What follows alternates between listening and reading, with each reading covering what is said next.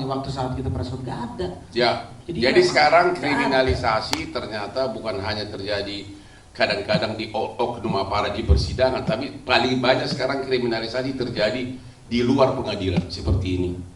Inilah faktanya.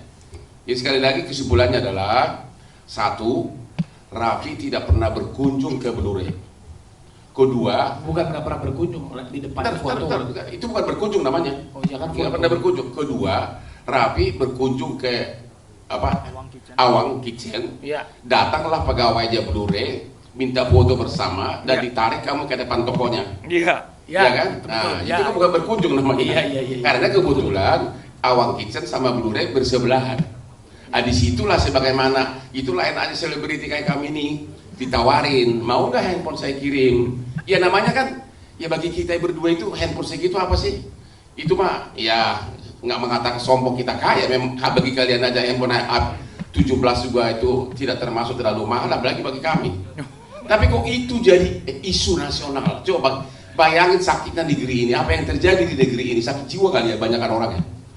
Dia hanya basa-basi, mau nggak saya kirim? Hanya kan, mau nggak saya kirimin handphone? Karena di Indonesia belum ada iPhone 17.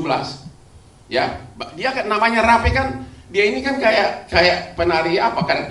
Jawabannya begitu. Nggak pernah jawab tegas. Sejak itu nggak ada komunikasi apapun, tidak ada pertanyaan dari Raffi, mana handphone gua, nggak ada.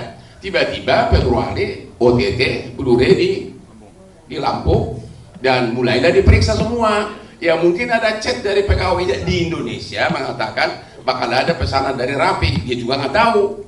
Itulah yang terbuat di persidangan langsung heboh. Tapi dia pun sudah cabut, itu namanya Johannes. Jadi sekali lagi, ternyata orang yang selama ini benar besar-besaran mendiskreditkan Raffi soal ini, hari ini tidak berani datang untuk konfrontasi dengan kita. Berarti kamu-kamu yang telah menfitnah Raffi tanpa tahu faktanya, kau adalah pengecut bajingan. Ya serius, di medsos itu banyak banget. Ya, seolah-olah kau bagian dari Blu-ray, seolah-olah kau bagian dari tangkap tangan menyogok bea cukai. Ya, tapi ternyata hari ini nggak ada yang datang. Sekali lagi, bagi yang buat medsos yang mengkaitkan Raffi Ahmad sebagai bagian dari Blu-ray, menyogok bea cukai tapi tidak berani datang, berarti kamu adalah bajingan pengecut yang sakit jiwa.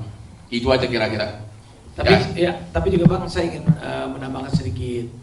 Jadi ini juga menjadi concern kami, bahwa sekarang ini kita bisa diadu domba karena berita hoax. Ya. Kita juga bisa diadu domba dengan satu buah berita yang seperti ini. Apalagi sekarang kan sudah ada AI, sudah ada ini. Jadi saya juga sangat-sangat konsentrasi kepada generasi muda. Mudah-mudahan generasi muda kita juga bisa melawan ini.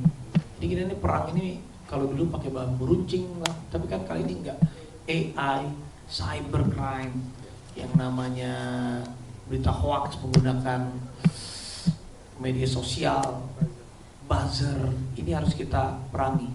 Bukan dalam hati kita perangi seperti apa, ya ini kita harus konsentrasi, kita harus concern, nggak boleh sembarangan. Ada buzzer menyerang, ini menyerang. Mungkin saya juga minta tolong sama Bang Hotman sebagai pengacara kondang, sahabat Bapak Presiden kita pula juga. Saya juga sebagai utusan Presiden. Gua nggak pernah terima perkara dari Prabowo sudah jadi presiden loh. Kan saya sebagai sahabat. Saya nggak pernah menjilat sama dia. Tapi sebelum jadi presiden, dia banyak bayar gua. Dulu dia yang bayar gua, sekarang menghadap susah. Ya karena beliau sibuk. Oke. Tapi itu juga Bang, tolong Bang dikasih tahu bahwa hoax itu juga harus kita lawan. Ya memang hoax adalah salah satu musuh yang bisa memisahkan dan menimbulkan pertikaian sekarang ini, terutama AI itu yang benar-benar sangat. Pak Presiden Reagan aja bisa dibikin presiden kita aja, Presiden Donald Trump dibikin berdansa-dansa seolah-olah benaran. Ya, presiden kita aja sering banget kena hoax yang seperti ini, dari karena AI, dari karena cyber daripada sosmed. Oke, nanti kita akan kasih semua gambar-gambar yang tadi itu sudah ada di sini dibagikan, ya, termasuk chat terakhir dari cewek yang mana tadi? Lilian. Inilah penyebabnya, ini jadi. Ini yang baju orange inilah sebenarnya.